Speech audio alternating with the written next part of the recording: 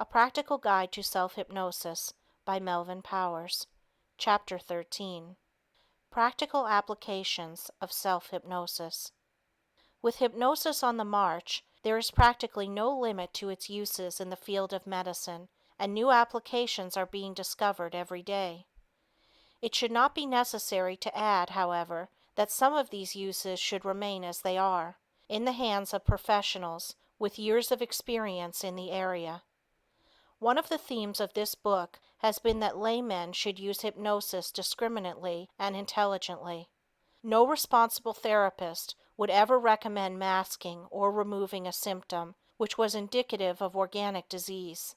For that reason, the practical uses of self-hypnosis will be limited to measures that can be taken safely by the layman. The only possible exception to this will be instruction on how to curb obesity, but even here it is suggested that a physician be consulted before embarking on a weight-reducing program.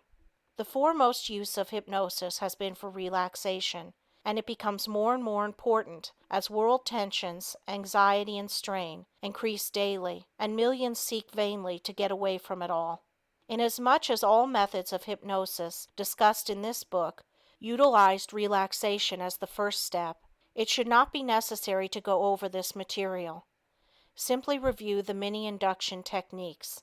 Lung cancer has become a very real threat to many people today, and the professional hypnotist is besieged with men and women who wish to curtail or quit smoking.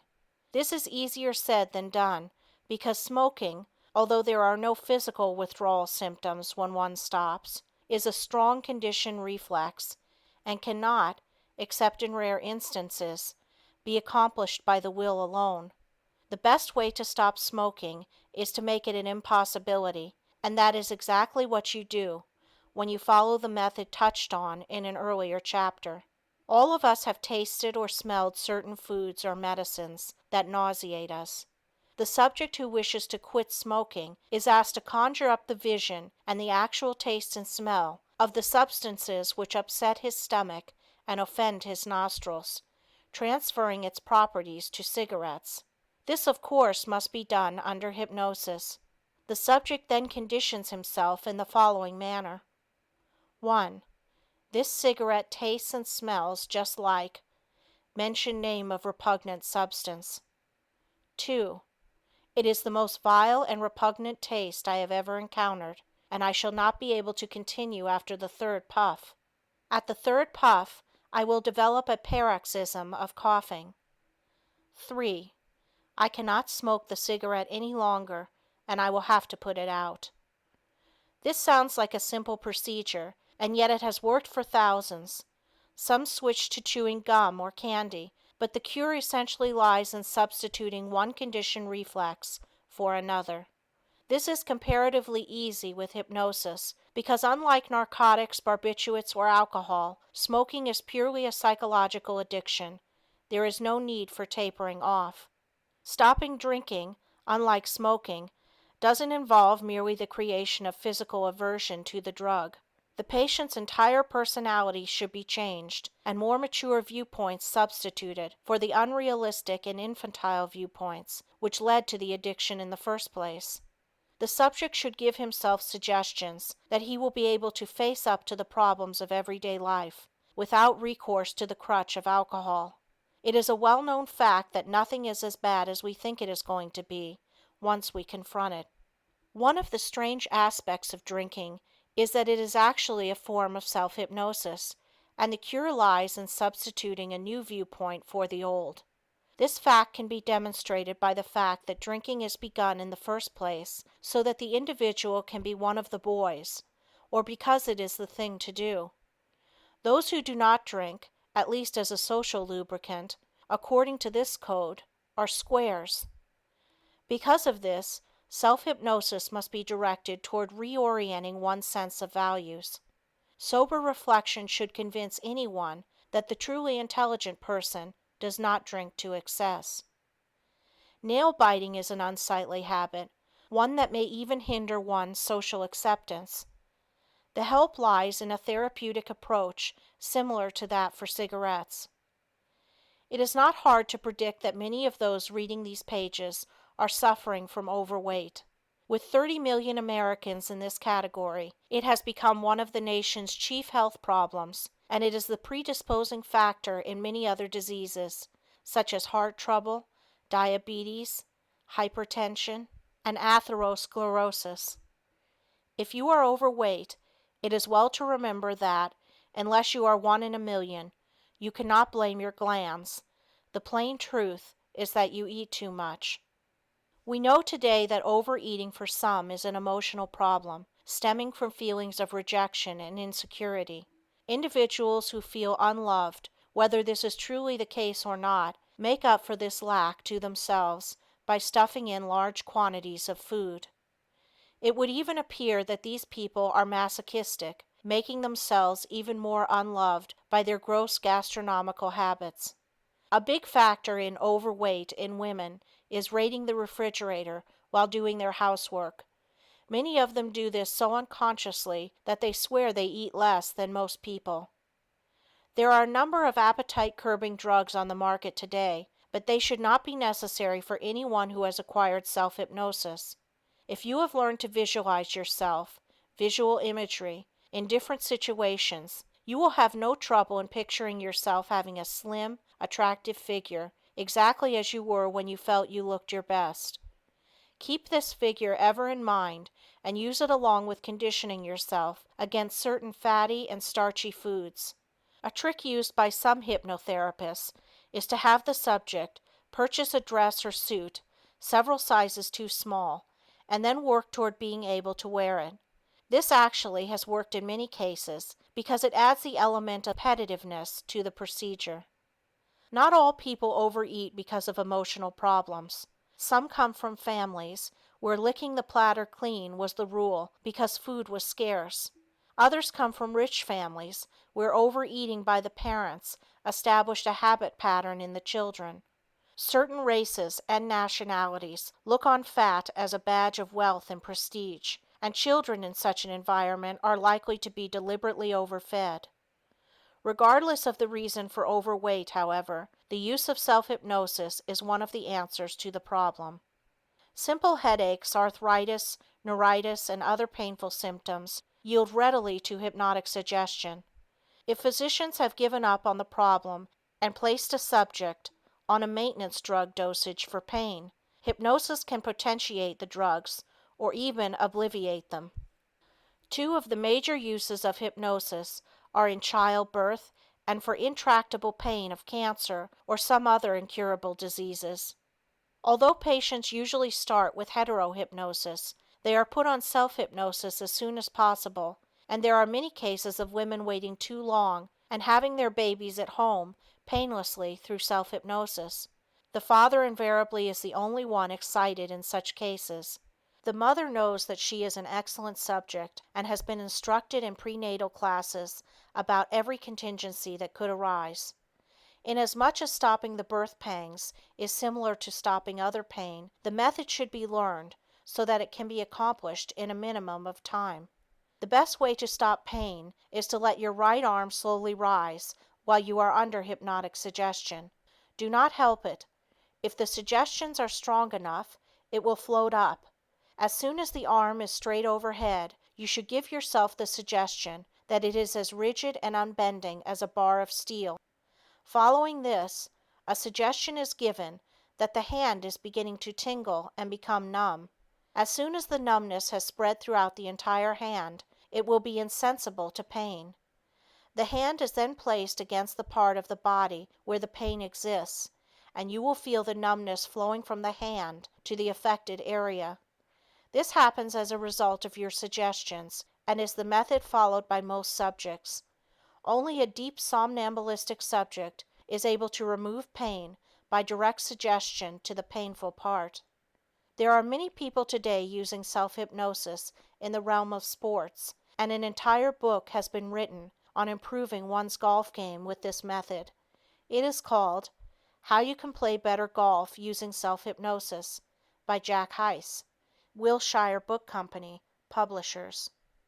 Dr. Huber Grimm, team physician of the Seattle University basketball team, recently related the results when Dave Mills, a 6 foot 5 inch junior forward, asked for his help because he froze during competition. He had been benched on the eve of the West Coast Athletic Conference tournament in San Francisco. Spectators made Mills so fearful that he was afraid he would make mistakes, and in this frame of mind, of course, he did. Under hypnosis, Dr. Grimm suggested to Dave that he would be unaware of the spectators, be completely relaxed, and would play exceedingly well. Dr. Grimm asked coach Vince Cazzetta to allow Dave to play, and the result was astounding. Mills scored 60 points and cleared 63 rebounds, and his brilliant play led to his selection on an all-tournament team. "All I did was free his spirit," Dr. Grimm reported. "He was in need of confidence, and I gave it to him through hypnosis." The Associated Press told the story as follows: Dave Mills, a vacuum cleaner off the backboards, led a fast-breaking Seattle University team to victory last night. It was hard to recognize Mills as the same player who has been with the Chieftains all year. Dr. William S. Kroger, a pioneer in hypnosis, undertook to improve the batting of a professional baseball player, with equally sensational results. The player had been banned, and his fear of a reoccurrence was so strong that he became plate shy. He had changed his batting stance so that he always had one foot in the bucket, so that he could back away from the plate more quickly. He was given a post-hypnotic suggestion that such an event happening again was exceedingly remote, and this was amplified by suggestions of confidence that he would immediately start slugging as well as ever. His batting average soared immediately. Dr. Michio Akaya, professor of physiology at Tokyo University, and Dr. Arthur H. Steinhaus of the George Williams Laboratory of Physiologic Research in Physical Education, Chicago, have proved that track men can far surpass their best previous times under hypnosis. Their tests, incidentally, prove that there is no danger of an athlete going beyond his physiologic limit while bettering his former marks. They attribute the superior performances to the removal of inhibitions, which psychologically prevent an athlete from doing his best. This report was made before the International Congress on Health and Fitness in the Modern World, held in Rome during the last Olympic Games.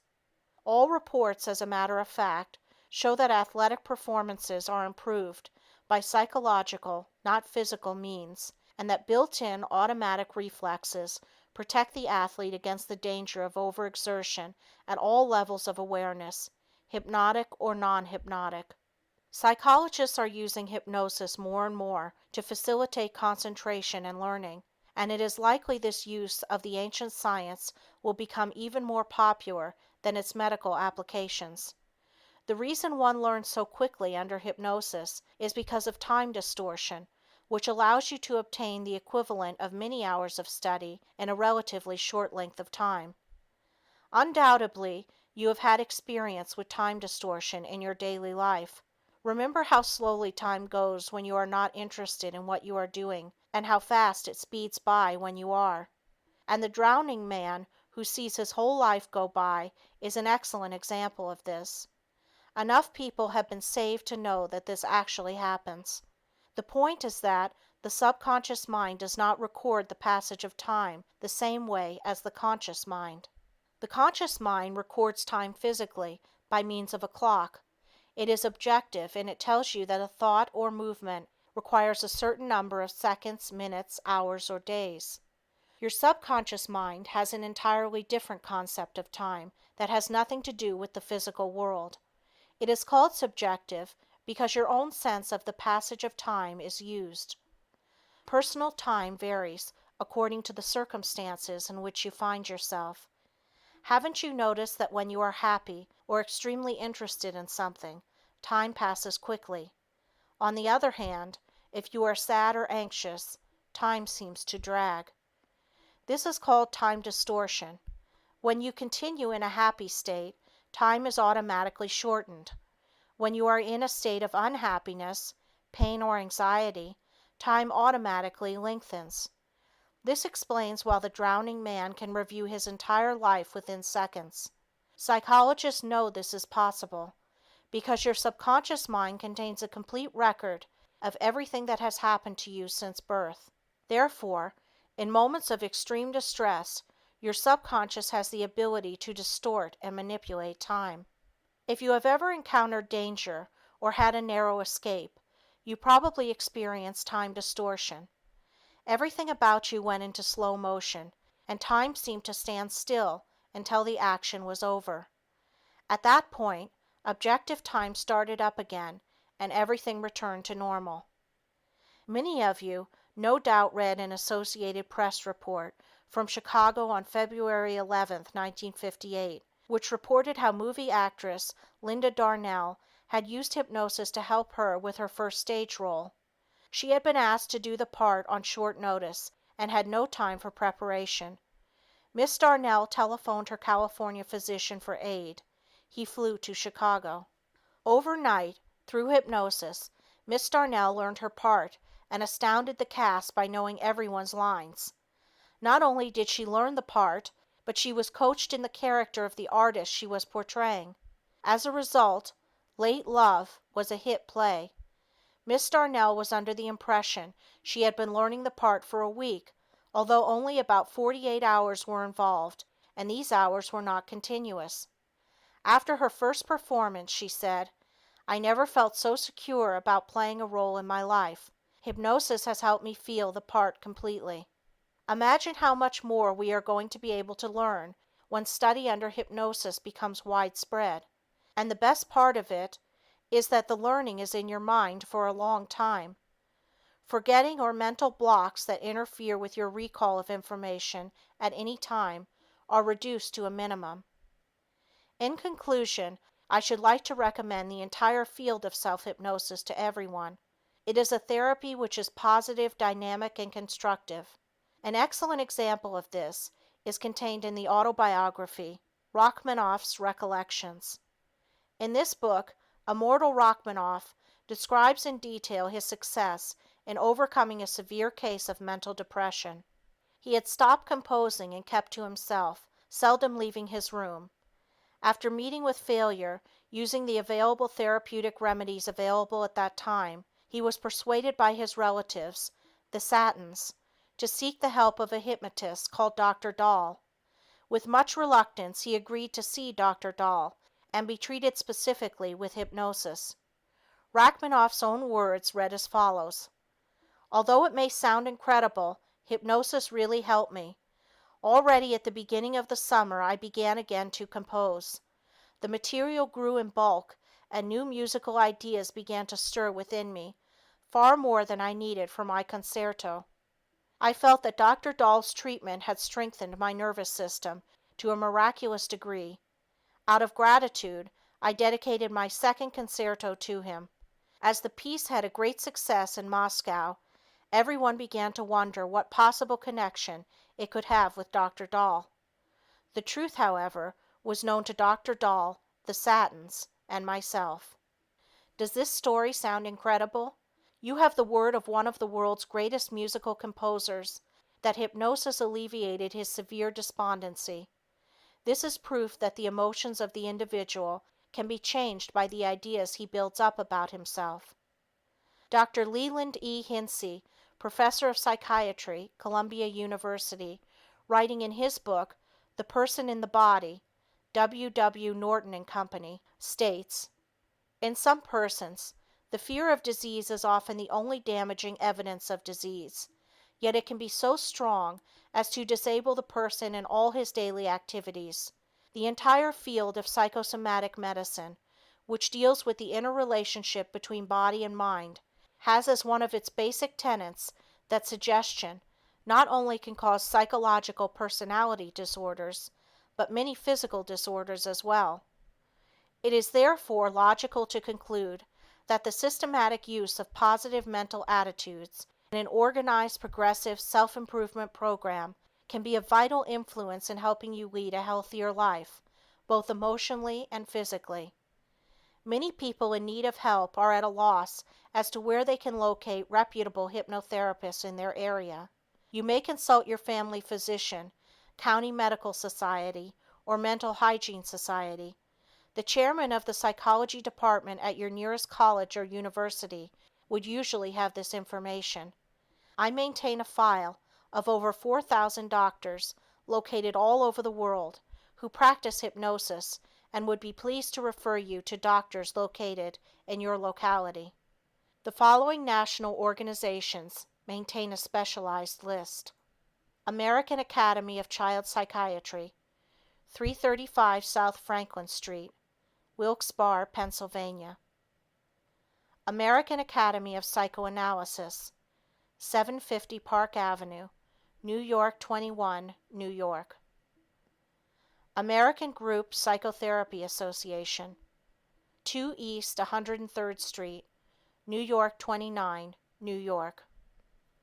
American Psychiatric Association, 1700 18th Street, Northwest, Washington 9, D.C.